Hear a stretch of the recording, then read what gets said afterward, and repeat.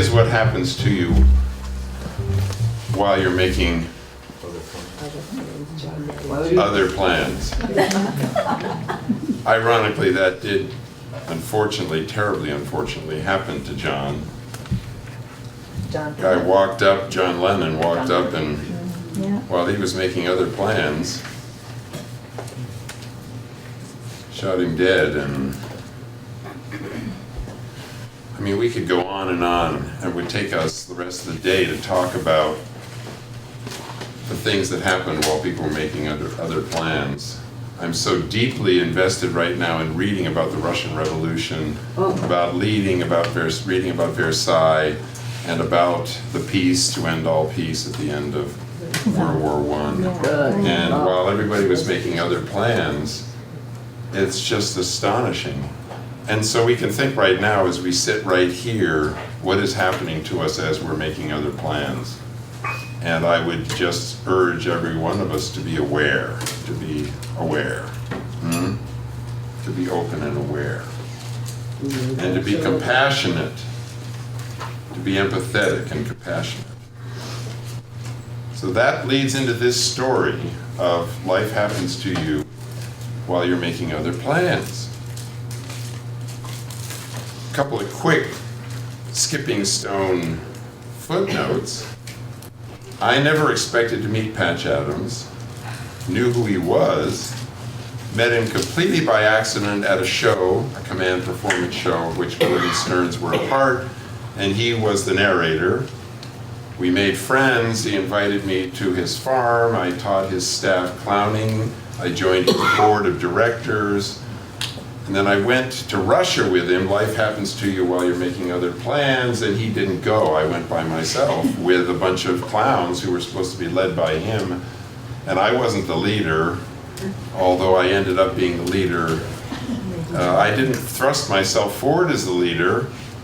It just evolved that way because all of them were clown not by trade, but by going with Patch.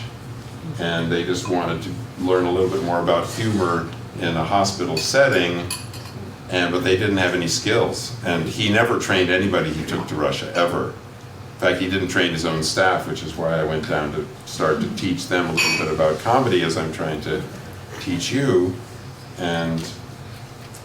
But life happened to him because his dearest friend, colleague, and mentor was dying of cancer, and while we were in Russia, the friend did die. And the other thing that happened, which was quite amazing, life happens to you while you're making other plans, is when we were over there, the phone rang, and I was at a big banquet with all of my clowns and all the Russian doctors and clowns. And it was a doctor back in the United States saying, the election is locked, and there is no clear winner between George Bush and the other guy. It's locked in Florida because of these hanging chads. And so there is no winner of the presidential election. And that happened. We didn't expect that, and all kinds of things happened. Anyway, so I was over in Russia and going from hospital to hospital and going from orphanage to orphanage with all these people. And this fellow who was about 18 years old, his name was Roma, and I just really grooved. He was an orphan, and his twin brother, they were both orphan kids. They were being raised by Maria Yelisieva, who was the founder and organizer of Maria's Children.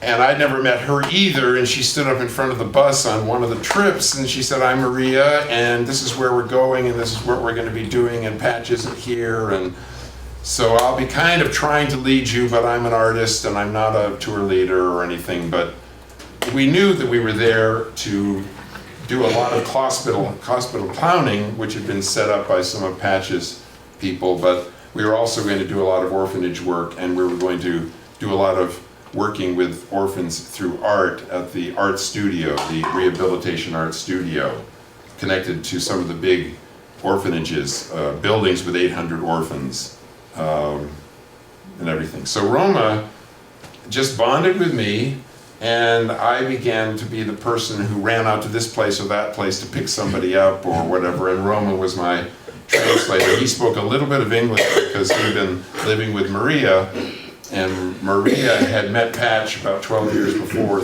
10 years before, and she had just determined that she would learn English, and she became quite good, and she taught Roma enough words.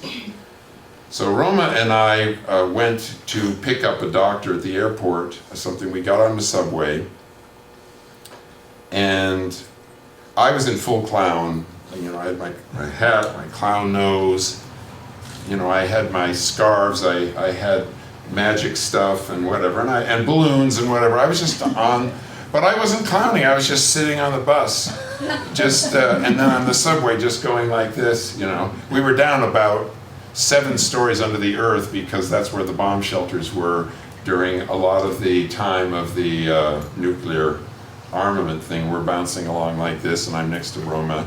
And next to me on the subway is this guy, this big Russian guy with a big hat, and he had a big beard, and he looked like this huge bear, a big Russian bear, you know. And we're going along, and I'm just like this riding along. We had quite a long ride. And so I just looked at a person like there and just looked at them like that. And the minute I did that, I raised my eyebrows and you raised your eyebrows. You may not have even known you did that, but the minute I went like that, you know, this woman raised her eyebrows too. She couldn't stop it. And then she looked away and went very dour. But after a little bit, she looked back at me and I just went. And she looked away and looked like really frightened, and then she looked back and I went. And she went, and then she looked away. So I went, and she went. And the people next to her beginning to look at her, and they're looking at me going. And so pretty soon, about 4 people on the other side are going at me, and I'm going. And they're going, I'm going, and they're going, they're going, and I started, you know, doing stuff like this, and they're going, and pretty soon, everybody on that whole side of the subway is going, and we're all going, and I'm sitting down and being very still, like this, nothing, and then I'm going like this, and then they're all, and we're throwing these actions and these looks back and forth, and I'm looking at Roma, and he's going,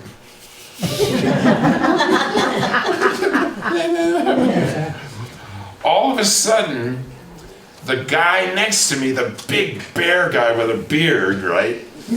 He takes his hat off, and he takes my hat, puts it on his head, and puts his hat on me, the big bearskin hat, and he starts going. So I went, whoa, so I went like this, and I handed him my nose. And he took the nose and he put it on, and pretty soon I just sat there like that, and he was leading the chorus. He's going, everybody's going like that, like that. And now this whole end of the car on that side of the doors is going nuts. Everybody's laughing and they're hitting each other and they're teasing and they're tickling each other. And I'm just going, and all of a sudden, the guy, well, he gives me back my hat and I put it on and he gives me back the nose and he says, thank you very much, and in Russian, and I went, thank you very much in Russian, gibberish, and and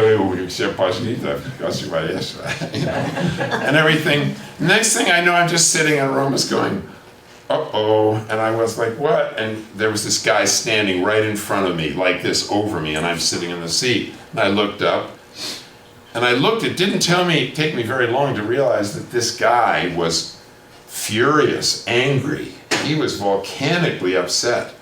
And I was like, and he went, and so I went, you know, and he went, and I went, and then he grabbed my hat and he went, and he pulled it down over my eyes really hard, like that. And he said some stuff which was very, very vitriolic. But I didn't understand it because it was Russian. So I was, and then he stood stomps back down to the far end and sits back down in his seat, and we're still bouncing along. And all the people on the other side are going, like bad dog school children, bad dog. And I'm like, and Rome, it turned out that the guy next to me spoke some English as well, a little bit. And he said, oh, Russian holiday today, special day, armistice, World War II celebrate, Stalingrad, bad battle, many dead, celebration today, day of mourning. Guy says, no laughter today. And I went, oh, geez, I didn't know that. I didn't know. He went, it's okay. I said, no, I'm going to go down and apologize. And I got up, and Roma grabbed me, and he pulled me back into my seat, and he went, just leave him alone. He's a communist. The guy said, yeah, he's a communist, very, very serious communist. You're not going to be able to. I said, no, I have to say, I'm sorry. Got up, walked down the subway, like this, all the way down to the end, right? I get down to the end, and I go up to the guy like this, and I took my hat off and I went, like that. Sorry. He went, and he knocked my hat away. And I was like, ooh, all right. And somebody over there threw it to me and handed it to me. And I thanked them and I apologized and I backed up. And as I turned, sitting right there was a man in full Russian uniform with an empty sleeve, arm blown off during that battle. And I went, oh, I'm in trouble now.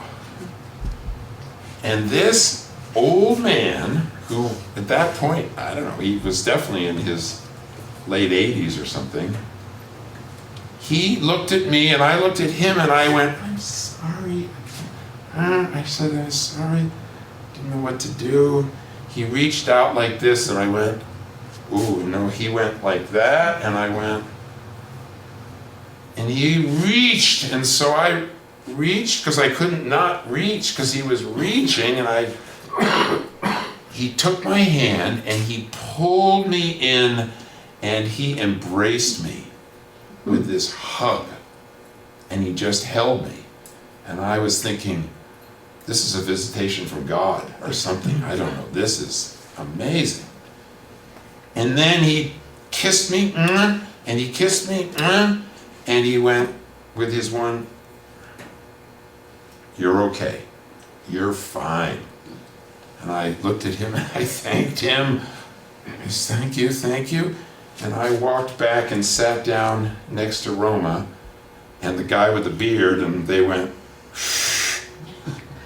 And I looked across at the people on the other side, and they went, and I went, no, they went, stop it, no laughter. And they were, everything I did, they mimicked him. I was like, stop it. So I just sat there like that because I didn't, and the doors opened and we got off and we went up this 1,000-foot escalator to the street. And I looked at Roma, and Roma looked at me as we walked out of the station and we're crossing the street, and I looked at him and I was like, oh my gosh, I'm sorry I caused you, he says.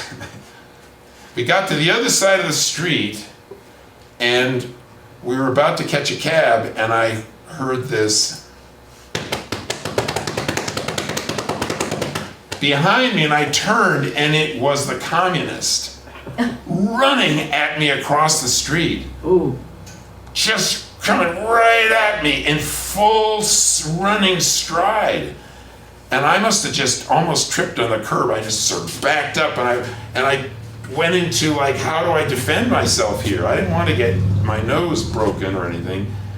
And he stopped in front of me and I went like this And he went like this, and I went, and he grabbed me and he hugged me tight as ever, kissed me on both cheeks, mwah, mwah, held me at arm's length, and went like that, and turned and walked off. And I stood there going,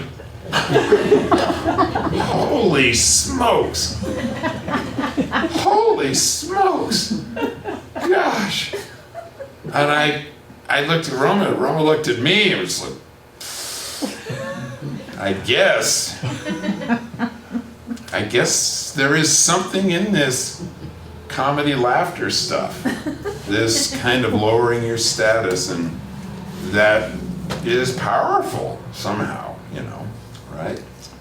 So, that's my story. Let's, so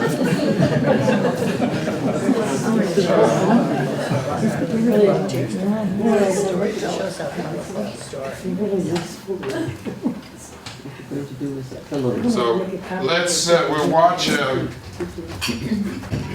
a couple of things here now, and I'll stop and we can talk about them, and I can ask some questions about them as we go.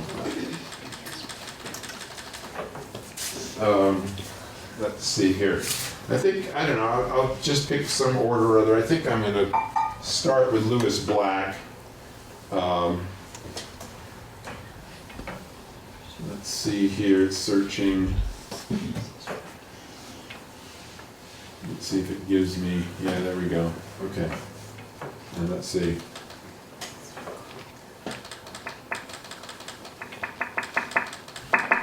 Okay, this may be too loud. All right, here we go. Hello, this is Lewis Black. Fuck you. Let's try it again. Hello, Detroit. I'm gonna be shooting my next... Well, why don't you tell me you are, fuck nut, Mr. Arrogant Fuck. Oh yeah, just by the sound of my voice. People have asked me, why are you shooting your special in Detroit, Lewis? And I say, if anybody is as angry as I am, it's the good people of Detroit. I'll see you there. All right. Who's his audience, you think? What did you hear that was maybe for us, all of us together, a little abusive and offensive? Language, yeah? Right? So he used the F word at least twice, maybe 3 times, in an advertisement going out to households all over America, right? Who's his audience? Yellow people. I maybe everybody, but I don't know. I'm just assuming. What? Mad, unemployed people. Yeah, well, Young people. people who want to cross the line, who want to just say to anybody, their society or whatever, they want to say, up yours. Maybe Detroit's a place, a lot of people, auto workers out of work, a lot of shops have gone abroad, whatever. They're angry, they're pissed off. They're like, I shouldn't, I'm getting filmed. I have to train myself because this is BCTV. Hello, Brattleboro! Louis Brack did it. I didn't even go that bad. I haven't used an F yet. Maybe I will, but I'll try not to. But anyway, he's pushing the limits. He's saying, if you're tired with your life and it's ordinary, come see me. Because I'm going to push the limits, man. There are no sacred cows at all. I'm going to smash every one of them. Come and see me and get your anger out, okay? Am I wrong? No. No, not necessarily. I mean, it's just a point of view, but yeah. So this is what he's doing. But now we'll see a little bit of his show.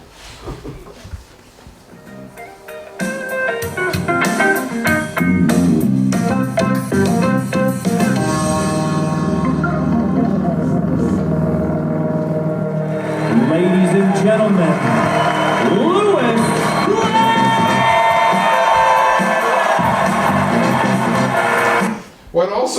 What 2 things are you picking up now? One from the announcer and one from the music. What are you picking up? This is not the beginning of a Rubinstein or Isaac Stern concert, right? This is not the beginning of a lecture, maybe even by Asimov or your local kindergarten teacher. No. Lewis Black! which is what you get in Latin America. And goal, goal, goal, goal, goal, goal, goal! You know? It's like, well, they have to do that in soccer because it's only one goal in the entire game. They get tired, they get hoarse otherwise, but they kick the ball for 2 hours and then finally go, go, go, go. So anyway, but he's not, and is the music? Da da da da da da da da da da da da da da. You know? Is it like that? No. Da da da da da da da da da da da da. No, it's dun dun dun dun dun dun dun. It's rock and roll music, right? He's getting everybody charged up, but now watch what his intro does in terms of comedy.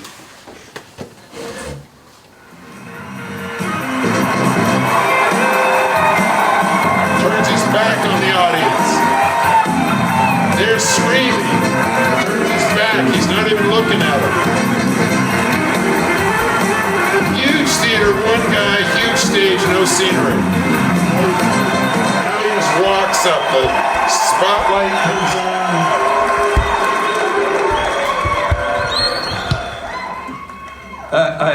I really believe it would be in the best interests of everyone if you could lower your expectations. And notice his timing. He could have said that.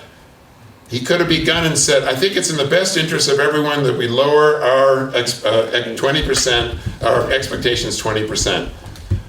But he knows how to act.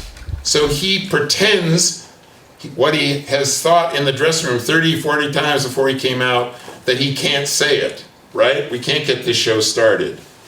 It seems to me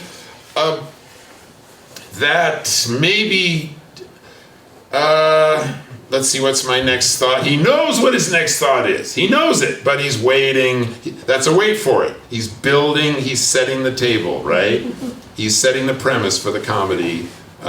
Maybe we could, from in the interest of everybody, and what do we say in our minds? What do we say? He just said, in the interest of everybody, and what should you be thinking? Everybody get on with the show. No, well, yes, but what you probably are thinking subliminally is, I'm one of the anybodies, what is in my interest? He says, in the interest of everybody, what is in my interest? He's telling me what my interest ought to be. What is my interest? But he's not saying what it is. So that creates an opening for expectation. My mind goes to that instantly after 40 years of studying comedy and directing a show. The minute you come to Sound of Music and you start seeing it, I'm manipulating you constantly, all the time. Why? Because I'm going to have guys in the aisles selling Kleenex boxes at $15 a box. They're going to be going, Kleenex, get your Kleenex, you know, and then we're going to be passing money back and forth, and we're going to make $1,000 a show on tickets and $3,000 a show on Kleenex for Sound of Music. You're getting manipulated, but you want to get manipulated. So you're wondering, okay, where's he going? What's in the expectation? And now what is he doing? We've talked about this. Yes. Yeah. About 20%. I don't think that's too much to ask. No, I'm serious. The way the U.S. economy is really down about 20%, and I believe we should live our lives accordingly. Doesn't mean you don't wake up without a positive attitude. You do. You wake up every morning, say it's going to be a great day.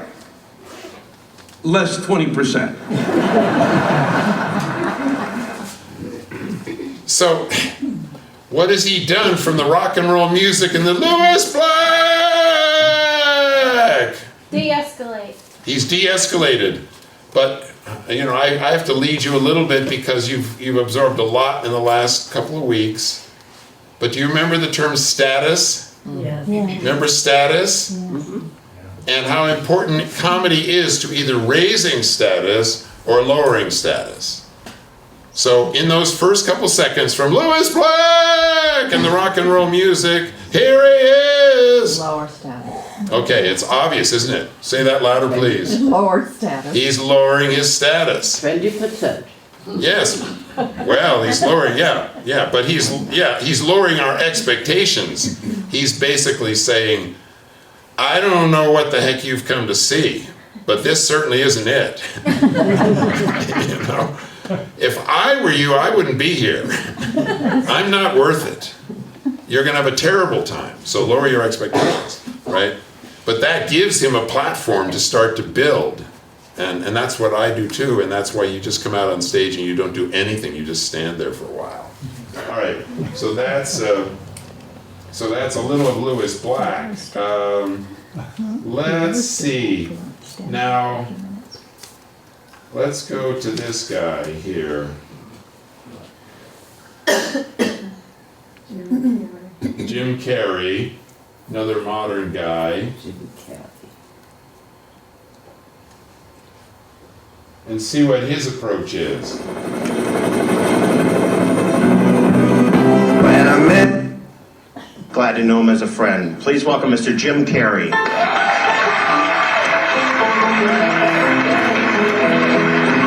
Piano music,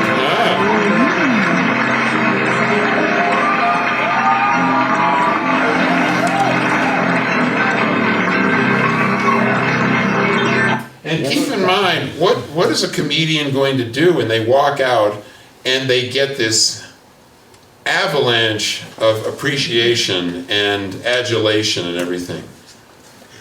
They've been built up. They're this iconic statue on the side of Mount Rushmore. What are they going to do? Yeah? Where do you start if you're already an iconic figure on the side of Mount Rushmore? You de-escalate. You de-escalate quickly. Or, let's see what he does. Louis Anderson, ladies and gentlemen, let's hear it for him. Louis Anderson, come on! Louis Anderson, let's hear it. Louis Anderson, yeah! Louis Anderson, woo! Louis Anderson, all right. There he goes. Give it to him. Now, who is Louis Anderson? The guy who introduced him. I'm glad that you picked that up, because otherwise that would fall flat. But what is he doing? It's another key term that is so key to comedy. Deflecting. A deflection, absolutely. Good for you. Yes, a deflection. He deflects all of that Mount Rushmore adulation to the guy that announced him, who of course doesn't deserve it, but he is just saying, no, I'm not it. He is the one who's wonderful, not me. Again, lowering the expectations, lowering his status, so that he has some way. Now let's see what he does.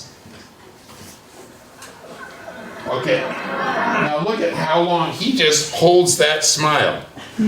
Just like I did on the subway, where I just looked at somebody, and then I looked away, and then I looked again, until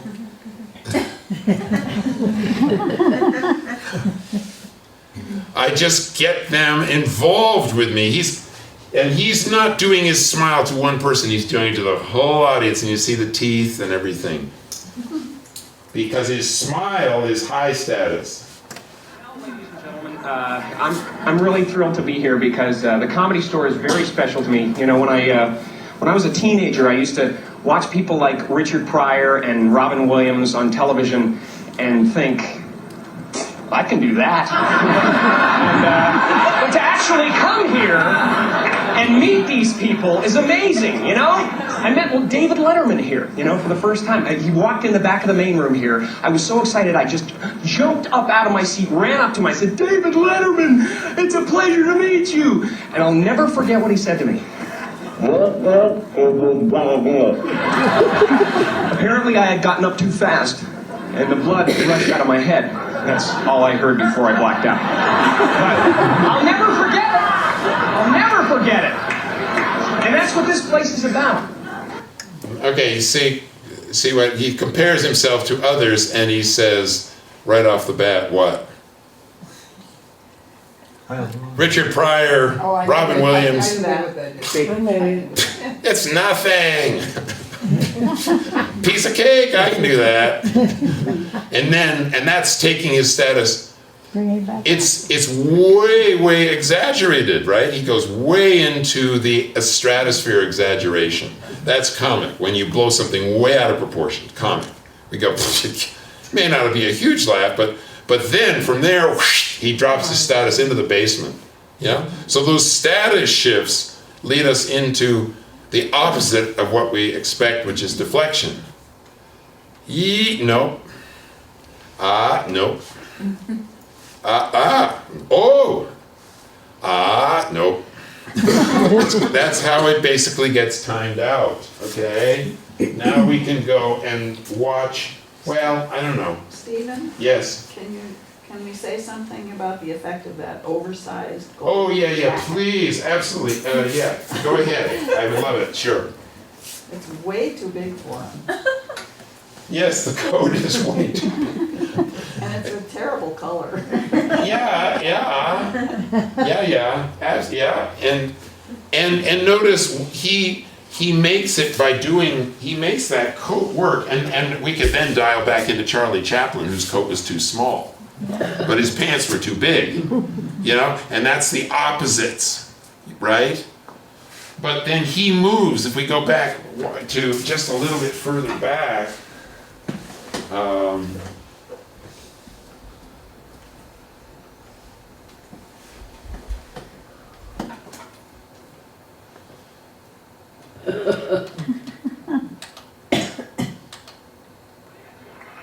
Ladies and gentlemen, let's hear it for him. Louis Anderson, come on! Louis Anderson, let's hear it. Louis Anderson, yeah! Louis Anderson, woo! Louis Anderson, all right. There he goes. Give it to him. you see how, what do you notice about that coat and his movement within the coat? He's worked in front of a mirror for a while, right? So the coat becomes almost like a what that women wear? Dress. Almost like a skirt or a dress. Yeah. And he moves and he does gyrations, which are very like this, while it stays still and only reverberates. It reverberates what he's doing. So the skirt, as you try to get the ballerinas and the Bolshoi to spin, and their skirts and everything, or the folk skirts, So he is married in a certain way. He's chosen a certain coat to give him, that sort of a thing. And he's probably worked with a designer, but there's a whole book that you can get at everyone's books on the genius of comedy, and there's a picture of the guy who wrote the book. It's called Dying Standing Up. Have you seen that book? Oh, What's his name, Deb? It's the guy who plays the banjo and Steve Martin, right? Right. And the picture of him in that book of all these comedians, he's dressed in everything white. His tie is white, shirt's white, coat's white, pants are white, and he's holding a white vase against a white backdrop, and the only thing that is colored, I think, is the rose is red, but everything else is white.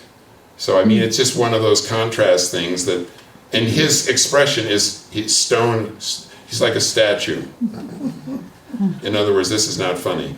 Well, the ill-fitting jacket and the horrible color are also lowering the status. Exactly. Saying I don't know how to dress, or I can't afford to dress Yeah. as I should to be exactly. And what if you can't see it as well as I can on the screen? But what if his coat were that color, or this color?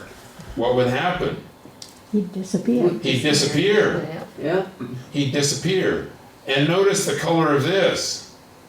What does that do?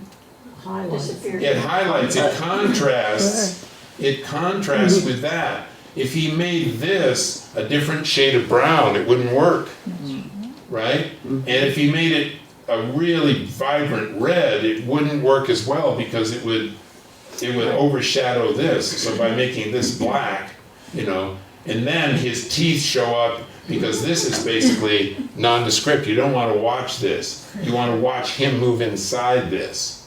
Yeah? So, you know, there's those kinds of things that are coming into play. You know, I noticed when he came out, he laid his water bottle up front. And the other, Lewis Black, did things with the water bottle too. Yeah, absolutely. I don't know what that was, but I noticed it.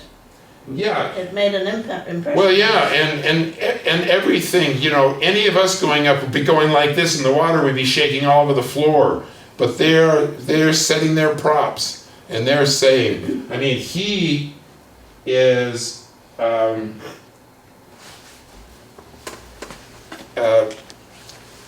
this guy, Jim Carrey,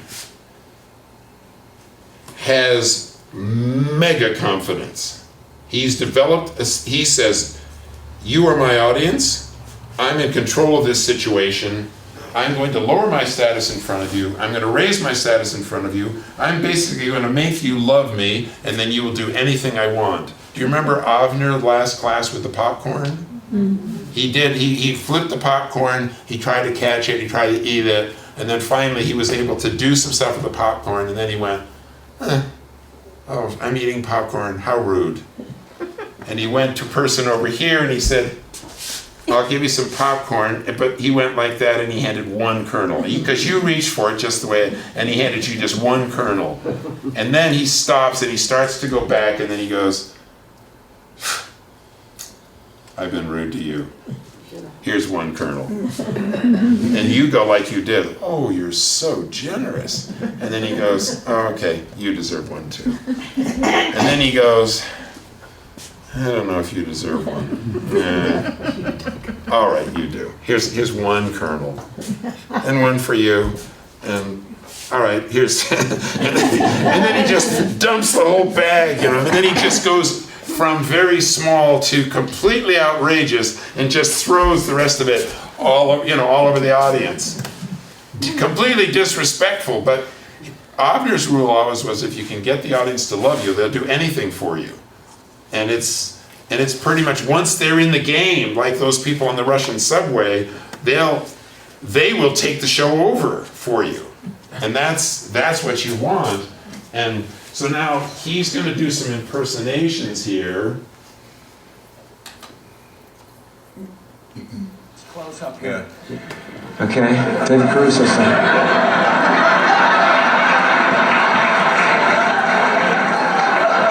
This is ultimate wait for it. Well, I guess we've found our man.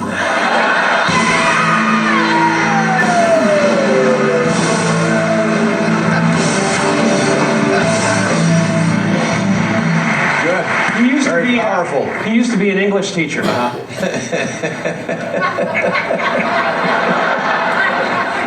I before E,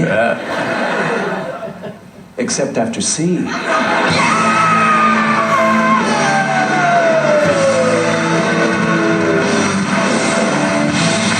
nice. I hear he's doing a cartoon voiceover. Cartoon voiceovers. I wonder what that would be like.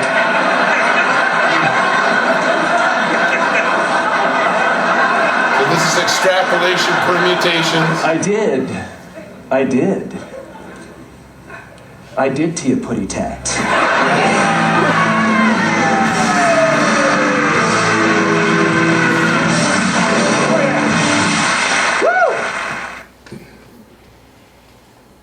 When I finally met Clint, he just said to me,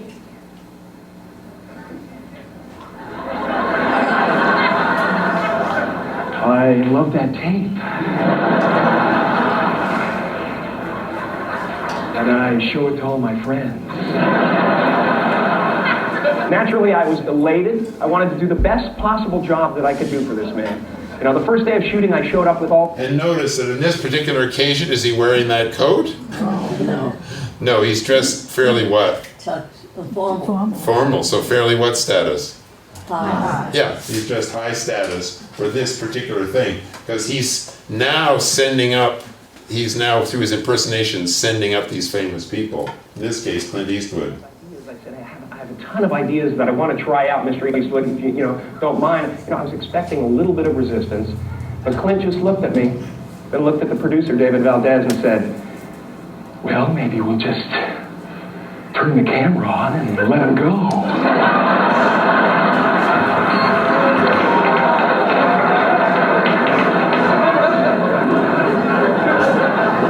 I improvised for about 2 hours after that. Then with Clint's help, we honed the final performance down to this little piece that I'd like to perform for you now. Hey man, I can handle it.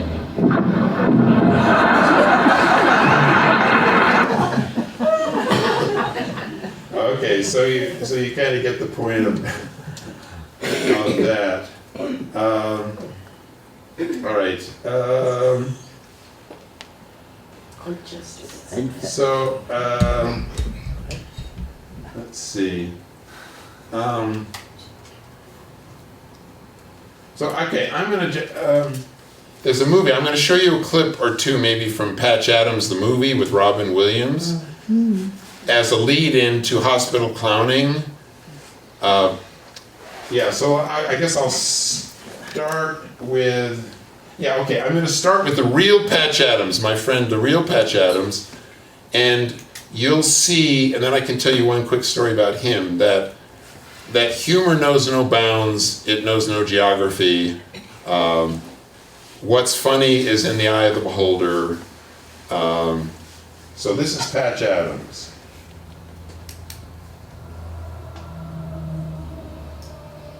The real Patch Adams, the Dr. Patch Adams.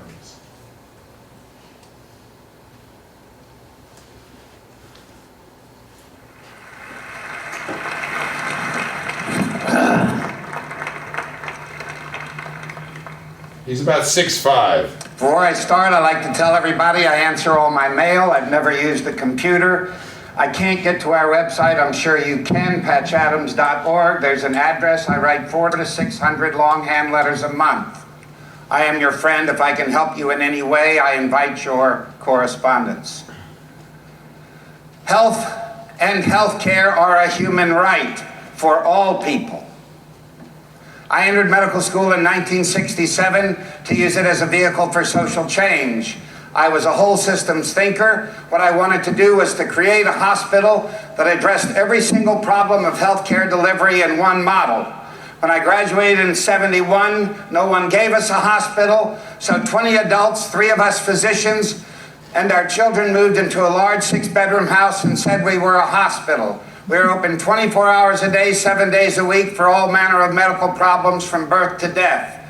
In the 12-year pilot, we had 500 to 1,000 people in our home each month with 5 to 50 overnight guests a night. Never in our 40-year history have we charged money for anything. In fact, we wanted to eliminate the idea of debt in the medical interaction. We never wanted people to think they owed something. We wanted them to be excited that they belonged to something called community. Our ideal patient was somebody who wanted to create a deep personal friendship with us. We have never had anything to do with third-party reimbursement. I've never seen an insurance form. We never heard anyone say anything nice about an insurance company. We've never carried malpractice insurance because we know we are imperfect. We can always promise care. We can never promise cure. We need the right to make a mistake. As a family doctor, I knew I wanted to know my patients, so my first interview with an adult patient is 4 hours long. I ask every question sensitive to life. I visited their home. And what I found out was that less than 3% of the adult population I saw did not have self-esteem. Less than 5% had any idea what a day-to-day vitality for life was about. What we just heard about health, practically no one actually was proactive for their health. And that's why from our very beginning we integrated medicine with performing arts, arts and crafts, agriculture, nature, education, recreation, and social service. In a way, we use their disease as a gimmick to get them into a university of human culture. What do you think? Does that surprise you? Yes. Surprised me. Yeah? No money involved. All right, so he's known for comedy. Did you get a whole bunch of jokes and gags? No. Is he concerned about deflection? No. Is he concerned about slapstick comedy? No. Is he dressed fairly outlandishly? Yes. Is he pointing out that he is? No. He's not. He's just there. He is what he is, what he is, what he is. But it is outlandish. It's in your face. Big earring that dangles down here, you know, baggy pants, his hair, everything. Two-sided. Yeah, two-sided, yes. I saw Patch Adams at a political conference. I think it was the Green Party. There was an open mic, large audience, stage. The mic was in the front of the stage. People waiting to get on the mic were behind, so the person at the mic couldn't see them. Well, the guy who was speaking, Patch Adams was next, and the guy who was speaking was lecturing the audience that you're allowing this society to be out, you know, you're not doing enough. He was admonishing us for not being dedicated enough. Patch Adams, he didn't know it, but Patch Adams, in these big balloon pants, like ballooning at the knees, was standing behind him, looking at the audience and wagging his finger and looking very stern at us. And the audience was just hysterically laughing, and the guy who was very serious had no idea what was going on. There was a call in Arlington, Virginia, where his house was and his office was, and Beach Clown, who was his assistant and a nurse, picked up a phone call from the state police at the airport outside of Columbus, Ohio. And they said, "Do you know of a Hunter Adams?" And she said, "Yes, of course." And they said, "Is he a lunatic?" And she said, No, he's perfectly sane." They said, "Well, he's behaving like a lunatic. He would not give us his name, his address, or anything, so we went through all of his luggage and we found this phone number, and we're calling you to ask you, should we have him committed?" And she said, "Why?" And they said, "Well, he started by going up and down in a completely outrageous outfit a couple hours before his flight and getting all kinds of people to do really weird things in the concourse of the airport and causing all kinds of mayhem. So, and he doesn't have a license to do any of that stuff, and he's got this outrageous duck on his head, and he's got this big bulbous nose, and so the airport security police said that he had to leave. And he's refused to leave, so they called the state police in, and I'm the state police officer. And when I went up to him and I said, "You do have to leave," and he didn't say anything. He acted like a 2-year-old with no brain. And I said, "Look, you got to stop pulling my leg on this, because this is serious." And at that point, he not only started pulling my leg, but he started to take my pants off. And when I wouldn't let him take my pants off because of my gun belt and everything else, then he took his pants off. And he's a lunatic. He's a crazy guy. And I know that to be true because I was sitting with him at breakfast next to a woman who became close to me during that week of teaching, and she began to tell me about her abortion and how terrible that was. And Patch was sitting off my left shoulder, and after a certain period, obviously, apparently, Patch had heard this story several times, and the woman was in tears, and he got up, he said, "Excuse me, I have to get some more eggs." But instead of going around the table where there was nobody sitting and going to the kitchen, he went right across me, right across her, and out to the aisle on this end of the picnic table and around to the kitchen that way. But not only did he do that, but he, as he went by, he put his tuchus right in my face. And then he put his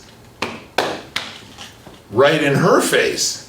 And by the time he gotten, which was utterly abusive and ridiculous, we were both laughing hysterically, and he just broke that whole thing apart. And I've often thought, so that's basically what he has been doing for so many years. Now let's see if we can go to,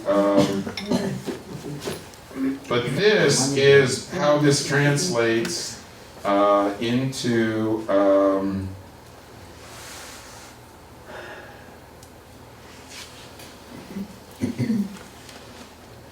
so this is what they rewrote then, and he helped them rewrite this for the movie. So now this is Robin Williams playing Patch Adams, and he's in the courtroom.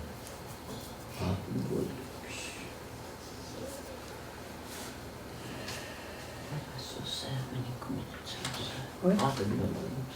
So sad. What's that? He committed suicide. Oh, wow. Accused of practicing without a license. It's a very grave charge, son. You've been accused of practicing medicine without a license. It's a very grave charge, son. Are you aware that it's unlawful to practice medicine without a medical license? Yes, sir, I am. Are you aware that running a medical clinic without the proper licensing can place both you and the public in a great deal of danger? Is a home a clinic, sir? If you are admitting patients and treating them, physical location is irrelevant. Sir, will you define treatment for me? Yes, treatment would be defined as the care of a patient seeking medical attention. Have you been treating patients, Mr. Adams? Well, sir, I live with several people. They come and go as they please. I offer them whatever help I can. Mr. Adams, have you or have you not been treating patients at your ranch? Everyone who comes to the ranch is a patient, yes. And every person who comes to the ranch is also a doctor. I'm sorry. Every person who comes to the ranch is in need of some form of physical or mental help. They're patients. But also every person who comes to the ranch is in charge of taking care of someone else. Whether it's cooking for them, cleaning them, or even a simple task as listening. That makes them doctors. I use that term broadly, gentlemen, but is not a doctor someone who helps someone else? When did the term doctor get treated with such reverence as, oh, right this way, Dr. Smith, or, excuse me, Dr. Scholes, what wonderful foot pads, or, pardon me, Dr. Patterson, but your flatulence has no odor. At what point in history did a doctor become more than a trusted and learned friend who visited and treated the ill? Now you ask me if I've been practicing medicine. Well, if this means opening your door to those in need, those in pain, caring for them, listening to them, applying a cold cloth until a fever breaks, if this is practicing medicine, if this is treating a patient, then I am guilty as charged, sir. Did you consider the ramifications of your actions? What if one of your patients had died? What's wrong with death, sir?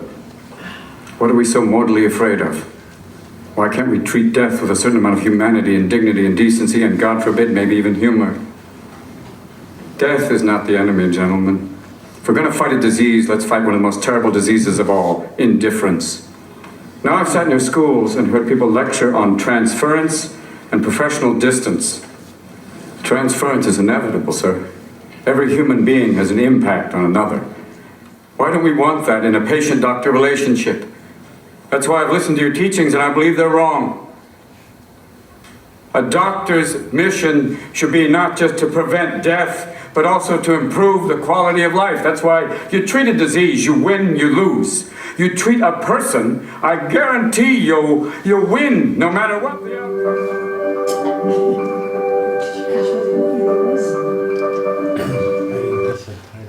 Patch Adams as the Stearns. Should be able to find it.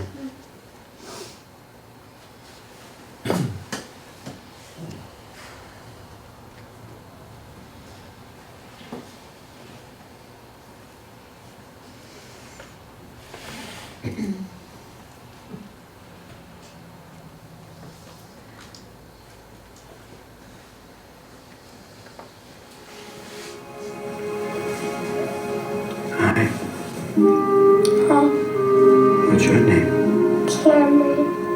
Hi, Cameron. I'm Patch.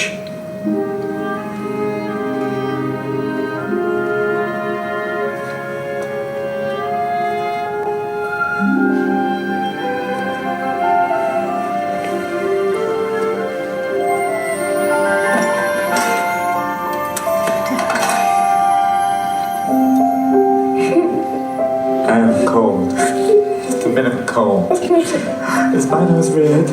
Oh, it is. It's red.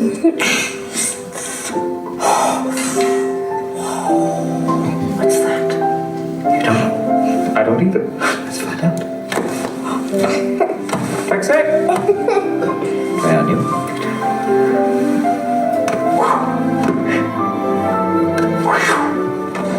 It's working very well.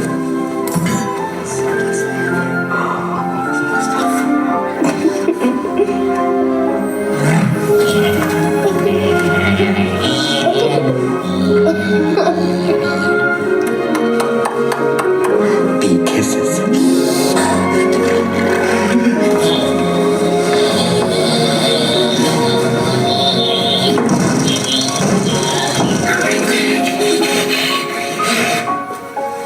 Hi. Mind if I sit down?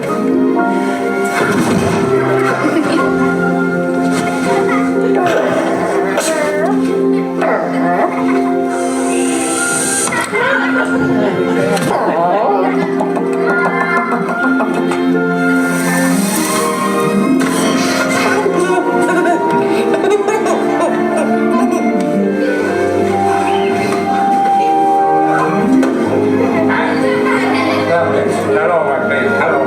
Oh, look out.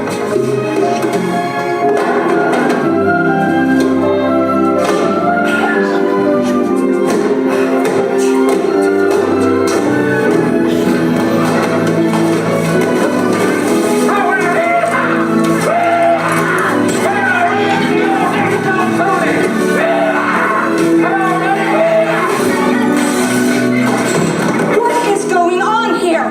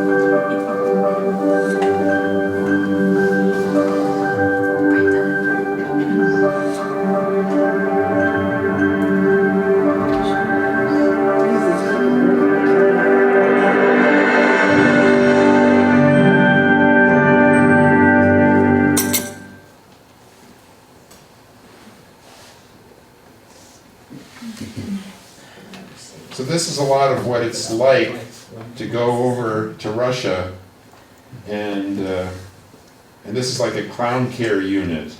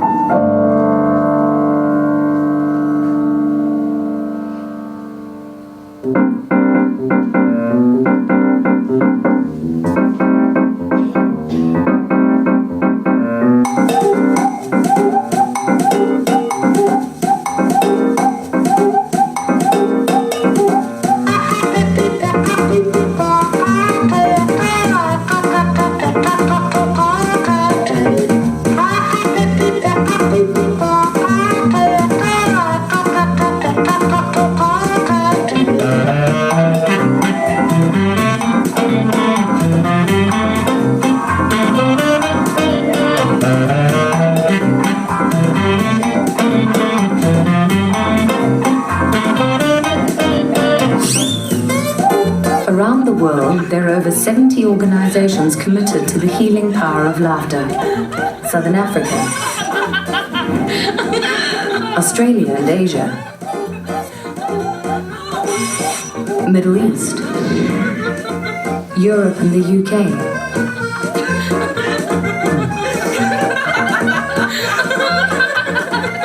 North America, Central and South America.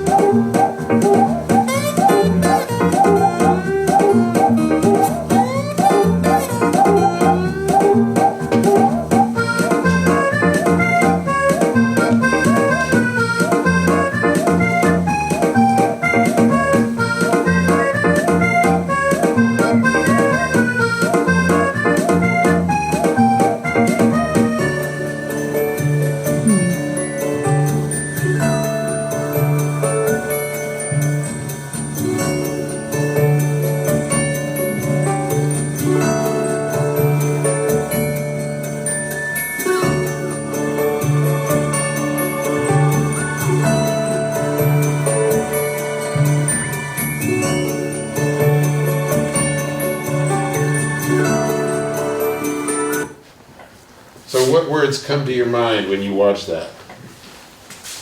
Joyce. Healing. Healing, yeah. What else? Joy. Joy. Wonderment. Love. What? What was that? I just Wonderment, I think. Wonderment. Wonderment. Wonderment. Joy. Healing. Anything else? Love. Love. Yeah. Fun. Fun. Fun. Yeah. Compassion. Compassion. Play. Play. Relationships. Relationships. Relationships and relationships through play. Yeah.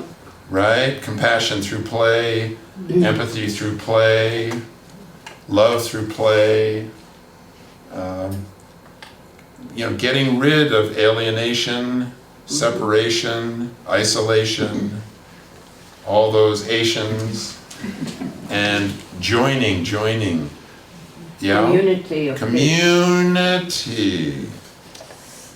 It's what we're all kind of about. It's what your trips have been about. Yeah? You don't need to know the language because you all have a brain, you have a heart, you have feelings, and you can communicate, and all you have to do is make an eyebrow offer, and you get an offer or a rejection, but you don't give up. You just change the game a little bit until they make up the rules of the game. They decide. And even when you go down and you're working with somebody's teeth, it's not just strictly the equation of, you've got this problem, I insert this, I do this, next, do this, next, do this, next. There needs to be what in addition to that? Humanity. Humanity and compassion and humor and fun and vitality and deflection, yeah, a lot of deflection. Getting rid of judgment. And getting told. Yeah. And deflection because that person's sitting down there, perhaps if they're young, and if they're in pain, they're thinking, oh my gosh, you are going to just inflict even more pain. And that makes me tense. And so the deflection, before you go right for that thing, is to do some deflection. And that's what Robin is doing so brilliantly in that ward, just by starting very low status. Who are you? What's your name? What's my name? And then not going to, where do you hurt? Where are you feeling bad? None of that. I see you have no hair. I've just gone through chemotherapy. Oh, did you throw up? What? No. Just, oh. And you notice he sees the bulb, and then what do his eyes do? They go right into one of the key comic terms, which is expectation. He just suddenly goes with his eyes, which says, what if? Hey, ooh, huh, idea for play. Idea for play. And then snip, and then boom, and then interaction. Yeah? Interaction. Community, interaction, community, play. We're actors. We're not actors. We're not actors. We're players. We're players doing not a story, yes, but not a novel. We're players doing a play in a playhouse. We are players in a playhouse doing a play to play with you. We must play with you, right? You are part of the equation. So community, that's the NYT got down, we had a big session and we said, okay, we're kind of missing the boat. Where are we missing it? We said, okay, community. We got to change our approach. It's all about community. Yeah. It seems to me that in the past few years, the movement toward impromptu acting in community places or in cafeterias where... Flash mobs. Yeah. Flash mobs, yeah, yes. Flash mobs. Is this, that people are, they've practiced, they know what they're going to do ahead of time, but then they suddenly appear in a food court or something like that and do an opera or whatever, and just... Yeah, and it's the joy of playing and getting other people to stop mid-suspend of their life going, oh, interesting, what's going on here? An invitation to play for a little bit.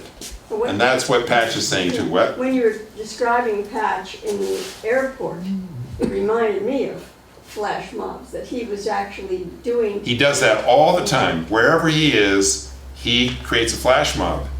And he did it in Red Square and was surrounded by soldiers and was thrown into a jail car and was on his way to the prison. Oh.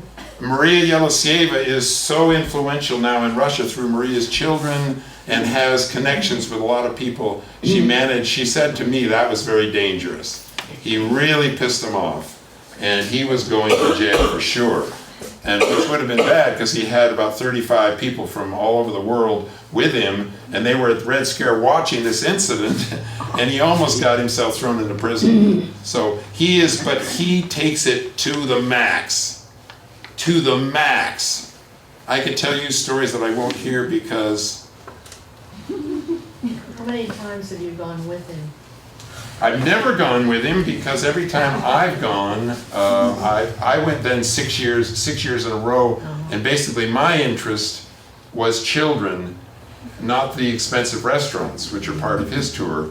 So I became friends, so I always stayed with Maria, and then we created a summer camp. And we built a summer camp from 30 kids out, taking them outside of Moscow the first year, to 120 kids within 6 years. And we did these major camps, and we ended up at Lake Seliger, and we had pirate adventures and boats on the water and spider things in the trees, and we had professionals hoisting kids up. And these kids are kids, they've been treated from just basically change in a crib to being beaten and abused. I've been in the rooms, shower stall in the crypts, one pipe coming out, cold water, moss everywhere, 12 kids in a room, each kid has a locker that big, that's it, that's their life. Are there orphans home? Yeah, there's over 800,000 orphans in Russia. So anyway, but that's part of what we do, but we just go on and move on. But it's all about play, and I'm going to let you now play over there, but I want to ask you, do you want me to take you through just watching A Fish Called Wanda? Don't answer now, but think about it, talk to your friends. When we get back, I'll ask you that question again, and then I'll try to keep you awake for another few minutes, okay? May I have 3 volunteers? Oh, what did you decide? How many people next week want to watch a good portion or go through A Fish Called Wanda? Raise your hand. Sure, that sounds good. All right, that's very much most of you. All right, then we can do that.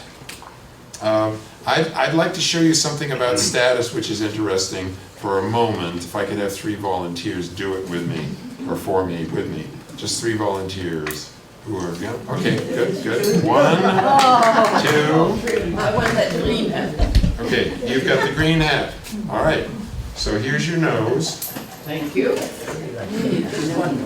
Just one, okay. Yep, that's good. The holes go to the bottom. Okay. Okay, there's your nose. And, Good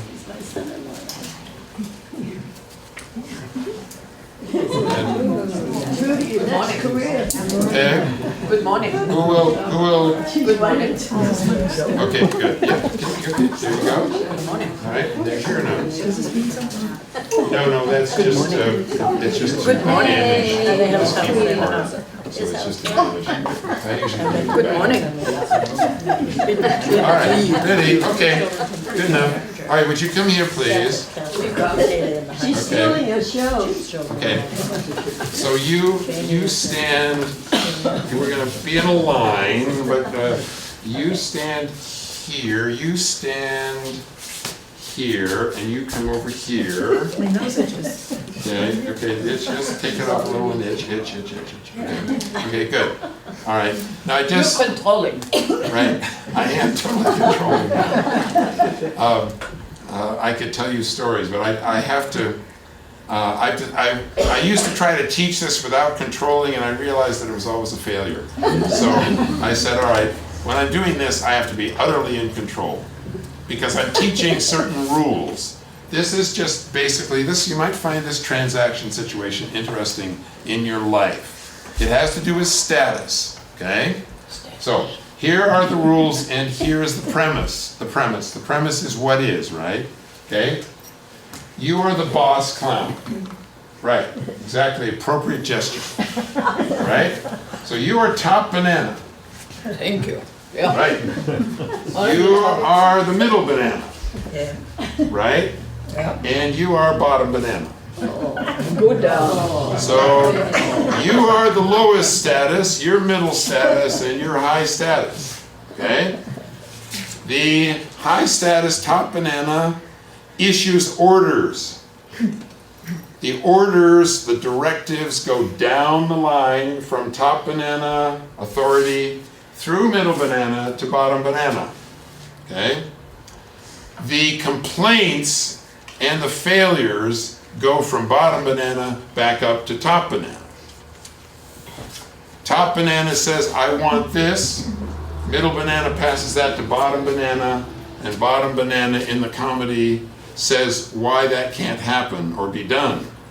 Passes that back to middle banana tells top banana it can't happen and why. Okay? Now that's the basic thing. Orders go down, complaints and problems go back up the line, right? Now, top banana can never punish bottom banana for bottom banana's failure.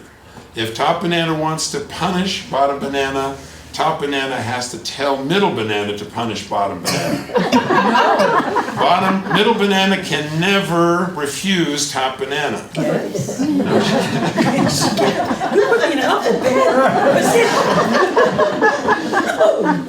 Hey, I'm the top banana. Don't eat Oh, that's right. Okay. So when top banana issues an order, middle banana turns directly to top banana and cringes and goes, yes, Your Honor, yes, Your Majesty, yes, Your Royal Highness, and has to, whatever she says, she has to accept the fact that she is lower. However, when she turns to bottom banana, she then becomes tremendously powerful.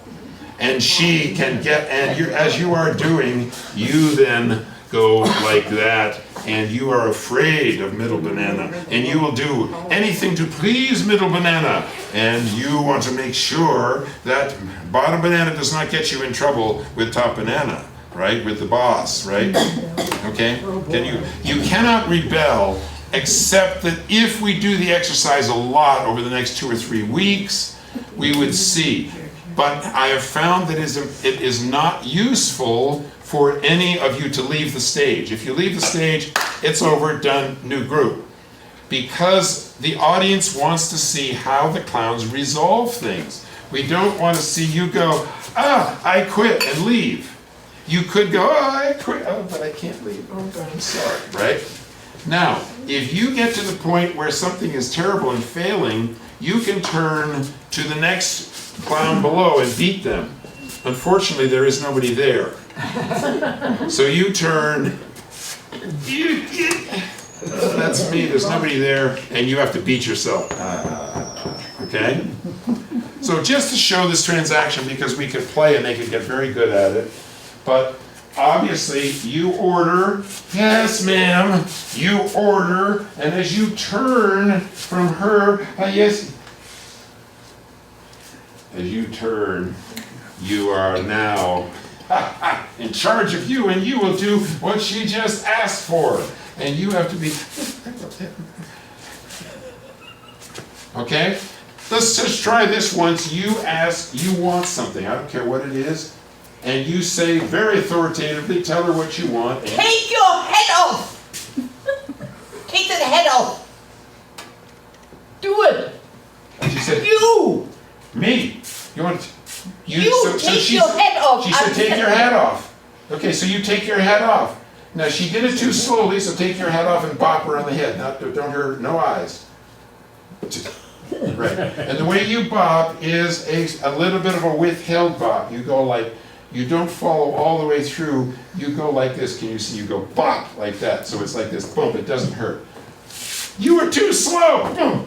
And when that happens, you react, yes, way more, as though you really. Okay, good. Now, you took your hat off. What's your next thought?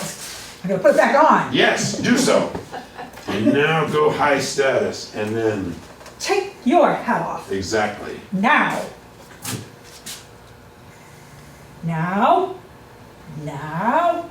She's too slow, so Bob. It's stuck on. It's stuck on. It's stuck on. Glue on. I put super glue on this. Oh no! Terrible problem.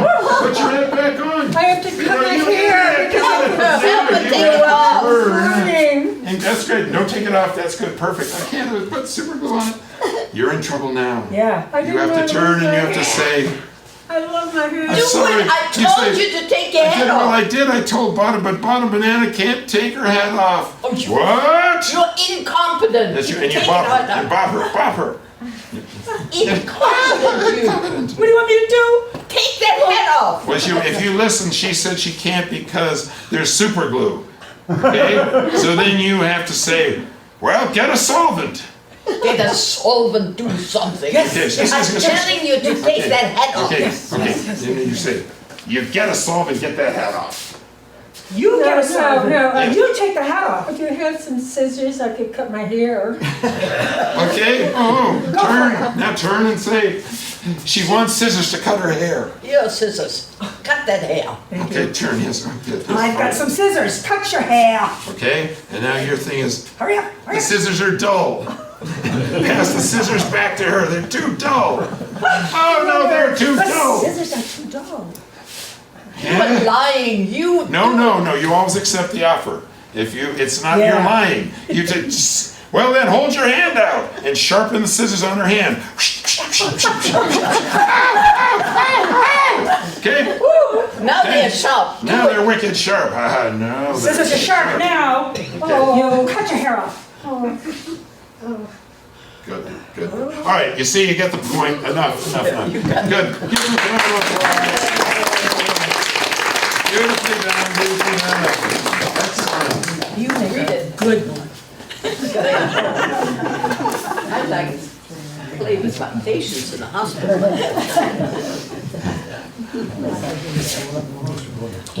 Okay, so I usually when we start this, and I do it a lot with the actors, even I did a lot of it with the Sound of Music cast for one day with everybody, just to get the sense of what it is to be all powerful and then to go to fearful, and then, and I said, if I, like right now, if I hit you guys, even from here, right, I said, you're gonna get it. Like that. You all have to act as if I just hit you with 1,000 tons of bricks on the face. Ready? I want you to do that. Ready? You're gonna get it! Good, that's right. And I'm gonna do it again, and you have to not only do that, but do a very vociferous vocalization. I told you not to do, you're gonna get it! You liked that, didn't you? You're gonna get it again. Now when I do it again, grab your knee instead of your head. You're gonna get it. And then realize I didn't hit your knee, I hit your face. Go, right, right. Now the next time we change the timing, I say you're gonna get it, and you go ow before I even swing. You're gonna get it. This time I'm gonna swing and I go like this, and you don't react at all. Count 2,000 and then go ow. You're gonna get it. Exactly, very funny. Hysterically funny. That's the timing thing. Too early, too late, misdirection, all those things, deflection, ow, ow, ow, ow, ow, ow, ow, ow, you know, all that stuff. Okay, good. Beautiful. All right, I don't know what I just taught you. All right.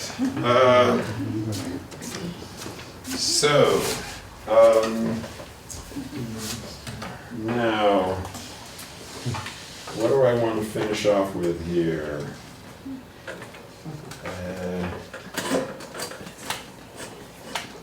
Let's see.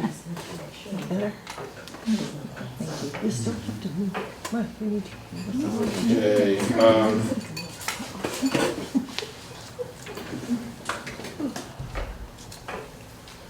All right, this one is really all silent, but it's a build-up. And this again is my director, Avner the Eccentric. And see if you find this interesting. Unused data watch cannot locate. Did I lose internet connection? Oh yes. It's trying to get the interconnection again, internet connection again. All right.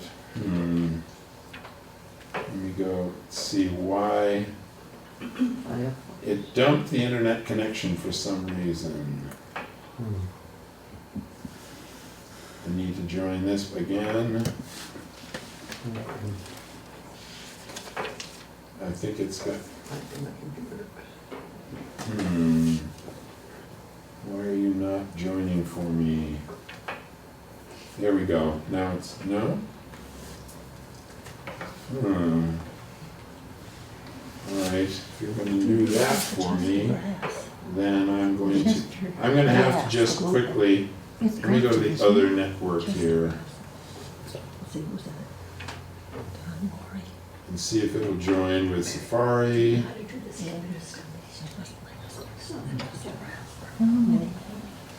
There's a 6 net.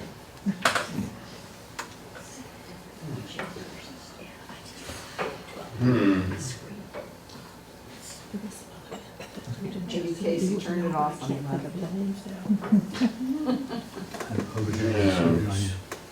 Are you using Wi-Fi? Yep, I'm using Wi-Fi. I have to use Wi-Fi to, so it says run diagnostics, could be joined, could not be joined. Alright, well. I must be living in the wrong section of town. Is this part of your routine? And get started. Yeah, this is, absolutely, this is, you can't get this show started part of it. I planned this out. 471 ROUTE 5 well, that's, whoops. Wrong place. That's a deflection. 471 ROUTE 5. Okay. What do you mean shaking your head at me? Okay, no. Oh, you so-and-so. Doesn't like that one. Well, you so-and-so. Back up to the wireless thing. Talk. Okay, and, Ready to That's the only thing the women are doing is Unplug the Wi-Fi. Go up and try to join again. I think you might have turned it off or on. See, it says Wi-Fi. No, it says turn Wi-Fi off. huh, Yeah, it's not working. it's just not, I lost it. What time am I looking at? We've only got 10 minutes left anyway. And it wants me to enter that, which I did, so it's 471 ROUTE 5. Okay. But it doesn't, so I have no idea why it's not doing that. This part of the Let's see routine here. I've seen before many It's not working on my phone either, Stephen. I was the same as Is it getting Yeah. funny? It's not working on my phone either, Stephen. What's that? It's It's not working. It needs to be unplugged probably. Is it, it's not It working needs for to you be either? Yeah. Okay, so Something. so something has happened that's not my fault. Life is what happens to you while Like happens to you when you were making Well- other quiz. That's true. That's all right, that wasn't very interesting. Let's do some fun. All right, okay, so,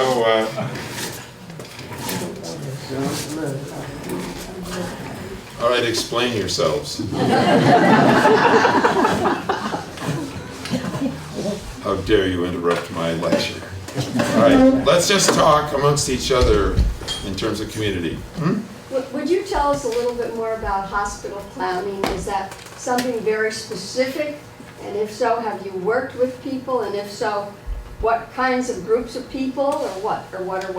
Yeah, I've taught the Russians and all the Americans that have gone with me over many years about clowning over there. I've given workshops while we're there, and often with the orphans as well.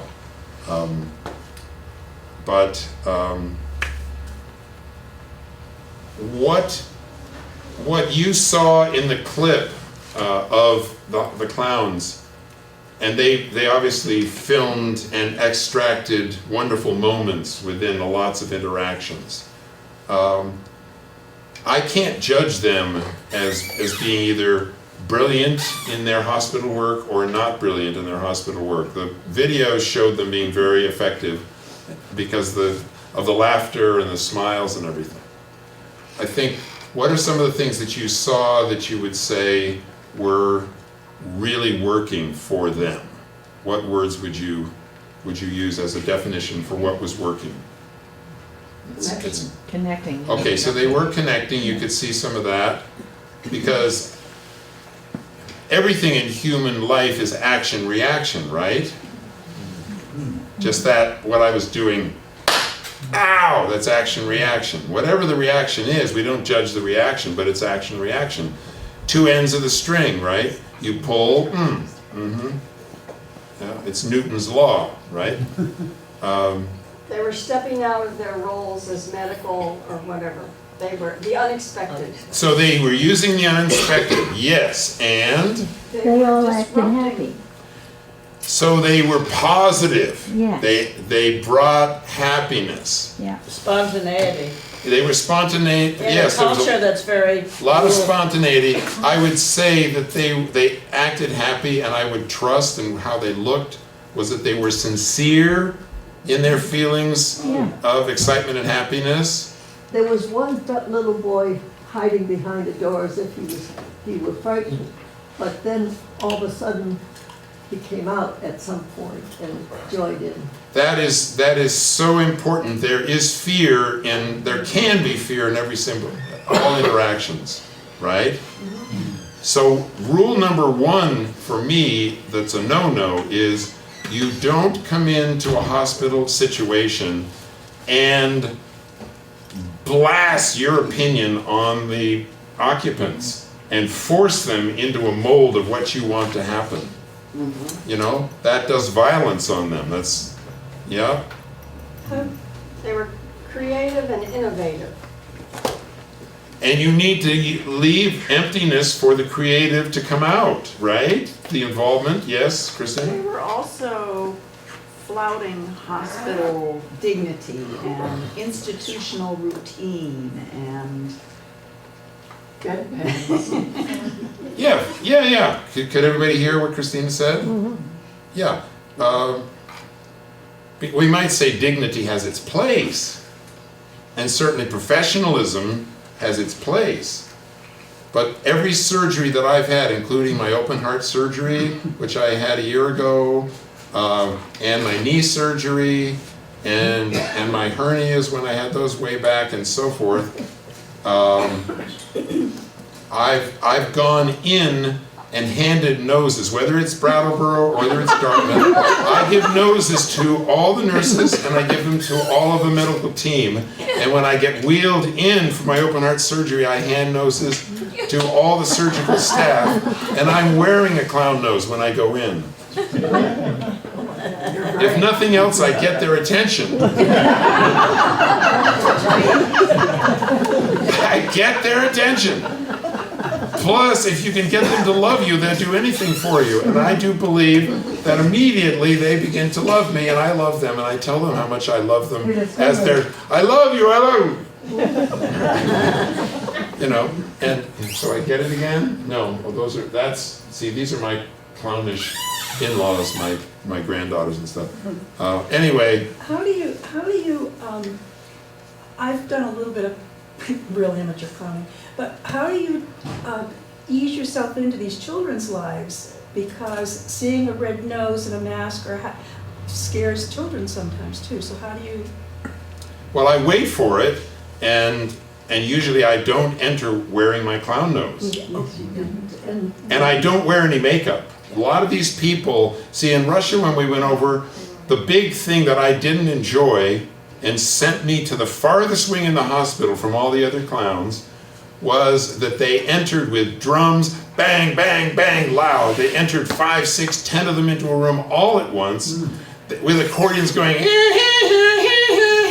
They would run around and start to stick stickers of stars on the foreheads, bang, bang, bang, bang.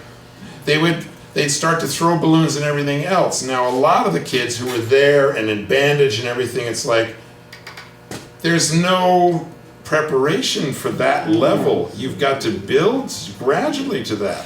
So what I do is I just peek into the room and I find somebody and then I disappear. That gets somebody, and if I get only 2 people and there's 10 people in there, then I go again and I maybe do an offer. I say, and if nobody does anything, then I go a 3rd time, count 3, and then go. And I maybe step 1 foot a little bit in, and then, And then usually if they start to play with me, then I come in, and if they don't, I go to another room. You know, so that's the answer to that. And then the question is, what's the name of the game, of the play? And I let them decide.